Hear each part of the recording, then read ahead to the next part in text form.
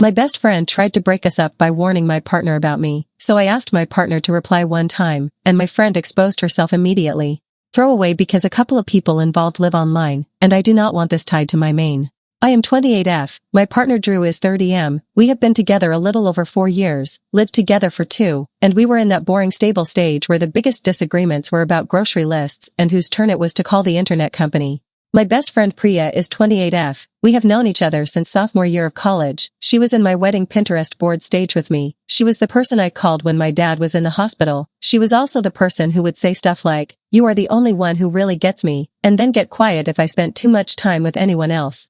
Drew and Priya got along fine at first, which I was happy about, because a lot of people do not like Priya once they get past the funny first impression part. She can be intense, but she can also be generous and loyal, and I always defended her.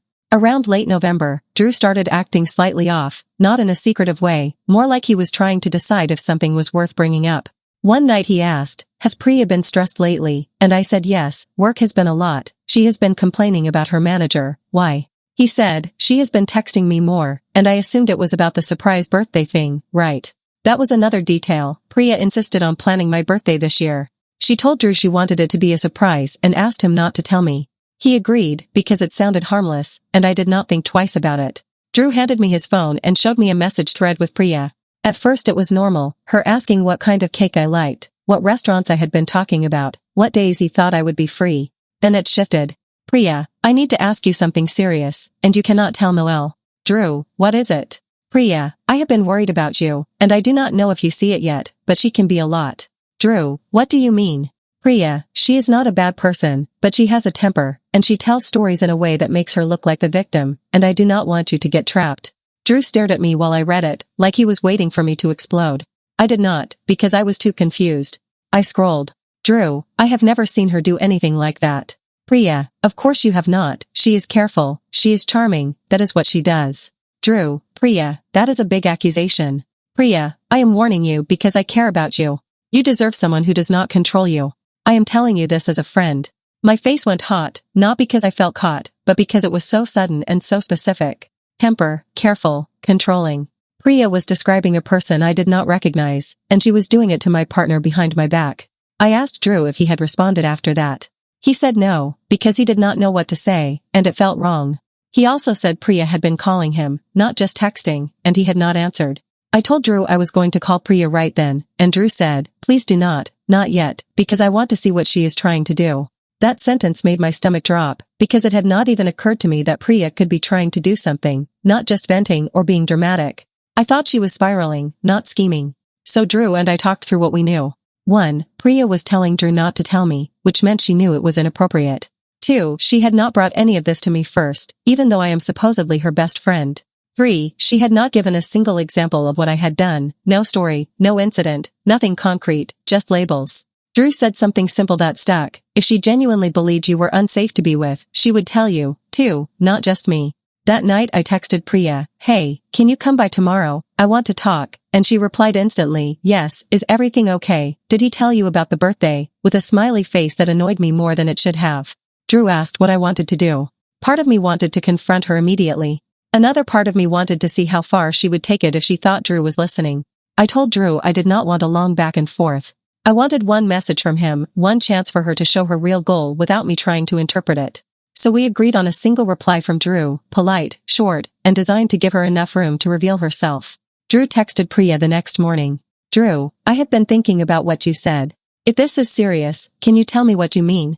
Also, I will keep it between us for now." I was sitting next to Drew on the couch watching him type it. My hands were shaking, which felt ridiculous, because it was just a text message, but it was also my best friend quietly trying to rewrite who I was to the person I lived with. Priya replied in under a minute.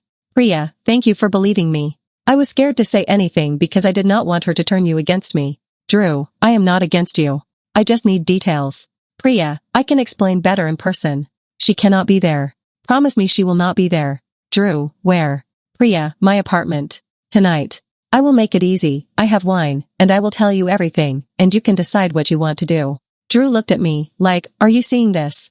I nodded, because I was seeing it, and it was already worse than I expected. "Drew, I do not think meeting at your apartment is appropriate." "Priya, it is the only place I can talk freely. Please. I am doing this for you. You are a good man." You deserve to be treated right. Drew did not respond right away.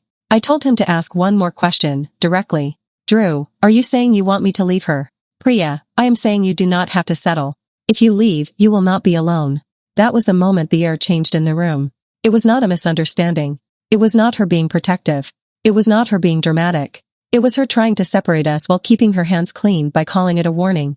Drew typed something, deleted it, and finally just put his phone down.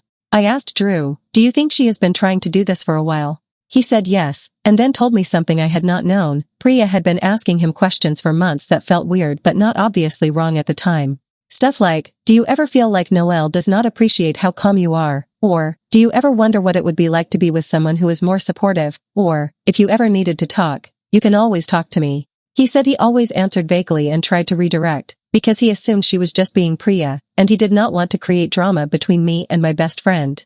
Now I was sitting there realizing she had been building a story about me while I was defending her to everyone. I texted Priya again and told her we could meet at a coffee shop the next day, all three of us, because this needed to be addressed. She replied, no, this is private, do not embarrass me, and I did not answer. That afternoon Priya called me 6 times, then she switched to Drew, and Drew ignored them. By evening, she showed up at our apartment. She did not knock like a normal person. She did that quick rapid knocking that makes it clear she expects the door to open immediately. Drew and I were both home, and we decided to answer together. Priya saw Drew behind me and froze for half a second, like she had expected me to be alone. Then she forced a smile and said, hey, can I talk to you? And she looked at Drew like he should leave. Drew said, whatever you need to say, you can say in front of both of us. Priya's face shifted, and she did the thing she always does when she gets cornered. She tried to sound hurt instead of caught. She said, I was trying to protect you, Noel. I was worried he was not seeing the real you, and I was doing you a favor, because if he found out later it would be worse. I asked her what the real me was, specifically, what I had done, when I had done it, and what she had personally witnessed. She could not answer. Instead she said, you are getting defensive, and that is exactly what I am talking about. Drew said, Priya, you told me, if I leave her, I will not be alone. What did you mean by that? Priya's eyes went wide, and then she did not deny it. She went straight to blaming me. She said, you set me up, you told him to say that, you are trying to make me look bad. I said, Priya, you wrote it. He did not have to make you say anything. He asked a question and you answered. Priya started crying, not quietly, loud and shaky, and she said, I have been there for you for years, and now you are throwing me away because he is jealous. Drew said, I am not jealous. I just do not want secrets in my relationship. Priya looked at him and said, you do not understand what she is like. She will do this to you with everyone. She will isolate you. And then she looked at me and said, tell him you do not treat people like this. Tell him you do not punish people for loving you.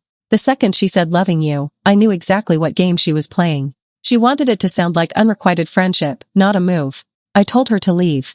She stood there for a few seconds like she was deciding whether to keep pushing, then she left, still crying, still loud, and she said as she walked down the hall, fine, I tried to help, you will regret it.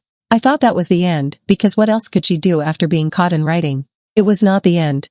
2 days later a mutual friend texted me, are you okay? Priya said you and Drew had a huge fight and she had to come over because she was scared for him. I asked what exactly she told people, and the friend said Priya claimed Drew had called her because he felt trapped, and Priya came over to check on him, and I flipped out and screamed at her. None of that happened. Then another person messaged me saying Priya told them Drew was sleeping on our couch. Also not true.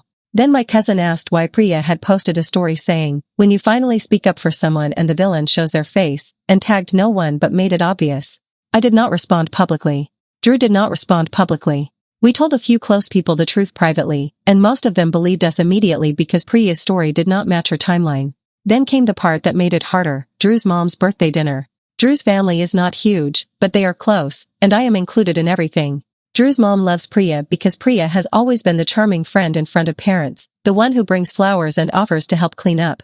Priya has been to their house plenty of times. Drew's mom invited Priya weeks earlier, before any of this, because she assumed Priya and I were still best friends. Drew asked if I wanted him to tell his mom not to invite Priya, but I said no, because I did not want to drag his mom into it, and also because I was tired of rearranging my life around Priya's behavior. We decided to go, be normal, and if Priya tried anything, Drew would handle it. The dinner was at Drew's parents' house on a Saturday. When we walked in, Priya was already there, sitting close to Drew's mom, laughing too loud, acting like nothing had happened. She looked at me and said, hi, like we had just texted yesterday. I said hi back, because it was not the place for a scene. For the first hour she behaved. Then she started doing small things that felt like tests.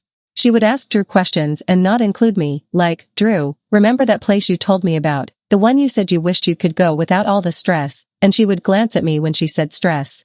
Then she offered to help Drew's mom in the kitchen and tried to pull Drew with her. Drew stayed in the living room with me. After dinner, Drew's mom brought out cake, and everyone did the usual family photo thing. Priya inserted herself next to Drew and tried to put her hand on his arm for the photo. Drew stepped away and stood next to me. That is when Priya snapped, not yelling, but speaking with that careful tone people use when they want to sound reasonable. She said, "Drew, can I talk to you for a second, alone? I really need to make sure you are okay." Drew said, "I am okay." Priya said, "You do not have to do this, you can talk to me, you know you can." Drew's mom looked confused and asked, "What is going on? Are you two having a problem?" Priya smiled at Drew's mom and said, "No, I just care about him, and sometimes people do not realize when they are being pressured, and I promised I would look out for him." Drew's dad said, "Pressured by who?" Priya looked straight at me and said, "I did not want to do this in front of everyone, but I am worried about Noel's behavior, and I think Drew deserves to know he has options." Drew did not raise his voice. He did not insult her. He took out his phone, opened the message thread, and said, "Priya, you told me you were warning me about Noel, and then you told me, if I leave her, I will not be alone. Explain that to my parents." Priya's face went blank, then she laughed once like it was a joke, and said, "Wow, you are really letting her control you. She is making you show private messages to your family." Drew said, "You brought it up here. I am not hiding it for you." His mom asked to see the messages. Drew handed her the phone. Priya started talking fast, saying it was taken out of context. She was emotional, she was just trying to be supportive, she did not mean it that way. Drew's mom read quietly for a minute, then handed the phone back to Drew and said, "Priya, you cannot come into my home and imply my son is in danger, and then ask him to meet you alone at your apartment." Priya's eyes filled up again, and she said, "I thought you liked me." Drew's mom said, "I do like you, but this is not okay." Priya looked around like she expected someone to defend her, then she grabbed her purse and left without saying goodbye. On the drive home Drew was quiet, not because he doubted me, but because it had just happened in front of his parents, and he hated conflict. I told him we did not have to keep dealing with this. I told him I would block her, and he could block her, and we could be done. We blocked her that night. Then she started using new numbers. Then she started emailing Drew's work email. Then she started sending messages to my sister, who barely knows her, saying she was scared for Drew and asking if my family knew about my anger issues. My sister sent me screenshots and said, "Do you want me to tell her to stop or just block?" I told her to block. A week went by with nothing, and I thought Priya finally burned out. Then she escalated in a way I did not expect. I was at work on a Tuesday when my boss asked me to step into her office. She looked uncomfortable and said, "You do not have to tell me anything personal, but HR got an email from someone claiming you have been using company time to harass someone's partner, and they attached screenshots." I felt sick before she even turned her monitor toward me. The screenshots were a fake text conversation, supposedly between me and Drew, where I was yelling at him, accusing him of cheating, and telling him he was not allowed to see his family without me. They were not real. Drew and I do not even text like that. Also, the screenshot showed an Android interface, and Drew has had the same iPhone since before I met him. I told my boss they were fake, and I said I could prove it. I called Drew immediately and asked him to send me a screen recording of our actual message thread for the dates shown in the fake screenshots. He did it right away, and it showed normal messages, grocery stuff, work updates, a dumb meme, nothing like what the fake screenshots showed. HR accepted that quickly because the fake screenshots were sloppy once you looked closely. The contact name was wrong in one place, and the timestamps did not match the standard iPhone layout either. Still, I left work shaking, because Priya had crossed from trying to break us up into trying to mess with my job. That night Drew and I decided we were done being passive. We went to Priya's apartment together, not to argue, but to say one thing clearly and then leave. Priya opened the door and looked surprised to see both of us, then immediately annoyed, like we were inconveniencing her. I said, "You emailed my workplace fake screenshots." Priya said, "I do not know what you are talking about." Drew said, "Priya, stop, the screenshots use an Android layout, and I do not have an Android. Whoever made them did not even try." Priya's expression shifted and she said, "I did not send anything to your job, maybe someone else is trying to warn people." I said, "The email came from an address that uses your nickname. The one you have used since college. No one else calls you that." Priya stared at me for a few seconds and then said, "So what? You are going to call the police, you are going to ruin my life because I told the truth." I said, "You did not tell the truth. You lied to Drew about me, you lied to people about what happened, and now you are sending fake screenshots to my job. It stops now." Drew said, "Do not contact us again. Do not contact our families. Do not contact our workplaces. If you do, we will document it and we will take it further. Priya laughed and said, you will come crawling back when you realize she is not who you think she is. Drew said, I live with her. You do not. That was the only line he said that had any edge to it. Then he turned, and we left. Priya did not follow us. She did not yell. She just stood in her doorway watching. The next day she sent one last email to Drew, not to me, because I had blocked every route she had used so far. It said, I am sorry for how things went. I will not contact you again. Please do not respond. Drew did not respond. It has been 3 weeks since then, and there has been nothing, no new numbers, no emails, no messages to family. Our friends group mostly split in a predictable way. The people who have known Priya's patterns for years backed away from her, and a couple people who like drama stayed close to her. Drew's parents have been normal with me, and Drew's mom told him she does not want Priya at their house anymore. Update, 2 months later. Posting this as a quick update because that's the standard way these subs prefer follow-ups to be labeled. HR closed the complaint at my job as malicious after I forwarded them the screen recording Drew sent and the prior messages showing Priya's pattern. I asked HR to put a note in my file that any future reports from her should be treated as harassment unless there's verifiable evidence. Priya stayed quiet for about 3 more weeks, then tried one more time from a new email address, sending Drew a short message that said she just wanted to make sure he was safe. Drew forwarded it to me, and we added it to the same folder with everything else. The next morning we paid a local attorney for a basic cease and desist letter and had it sent certified mail to Priya's address. The tracking showed it was delivered 2 days later. There was no reply, no new number, no new email, and no attempt through family after that. The friend group settled fast once there was nothing new to feed on. 2 people who had repeated Priya's story apologized and backed off from her.